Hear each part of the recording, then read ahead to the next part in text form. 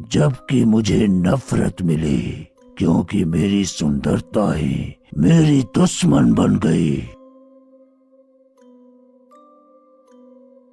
माँ, क्या कर रही हो? मुझे बहुत जोरों की भूख लगी है। तुमने मुझे अभी तक खाना क्यों नहीं दिया?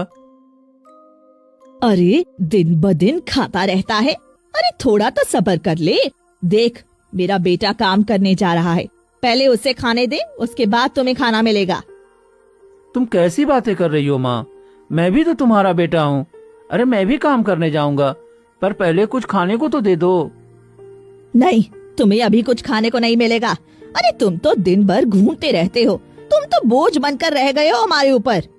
माँ, मैं काम ढूंढ रहा हूँ, पर मुझे काम ही नहीं मिल रहा, तो इसमें मेरी क्या गलती है? क्योंकि मुझे तुमसे सख्त नफरत है। तेरा चेहरा देखती हूँ तो मुझे तेरे पिता की याद आती है। जब तुम पैदा हुए थे, तेरा पिता मुझे छोड़कर चला गया। उसके बाद जमींदार ने हमारी जमीन हड़प ली, हम लोग झोपड़ी में रहने को मजबूर हो गए।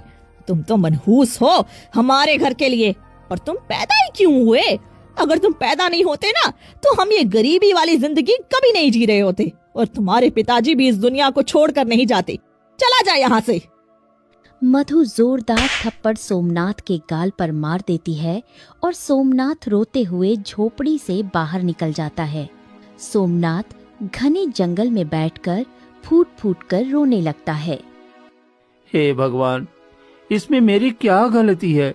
मेरे जन्म लेते मेरे पिता मर गए और जमींदार ने मेरी जमीन पर कब्जा कर लिया। माँ मुझसे इतना नफरत क्यों करती है? और मेरा भाई मेरी सुंदरता देखकर मुझसे नफरत करता है।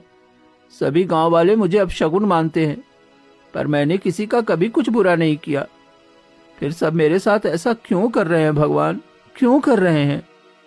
सोमनाथ फूट फूट कर रोता है। कोई बात नहीं, मैं अपनी प्रेमिका नेहा के पास जाता हूँ।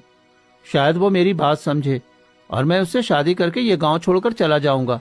हाँ, यही ठीक रहेगा। अब इस गांव में और ना ही उस घर में दोबारा जाऊंगा।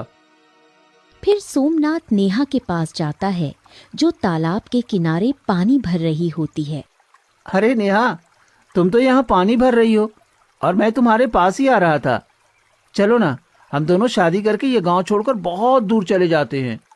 अरे तुम अपना शक्ल देखे हो? तुम जैसे भिखारी से थोड़ी ना शादी करने वाली हो। ये तुम कैसी बातें कर रही हो? अरे तुम तो मुझसे सच्चा प्रेम करती थी ना? नहीं, मैं तुमसे कोई प्रेम नहीं करती। मैं बस समय पास कर रही थी और मैंने समय पास कर लिया। अरे तुम्हारे पास शक्ल के सिवा कुछ नहीं है, ना ही माँ इज्जत कर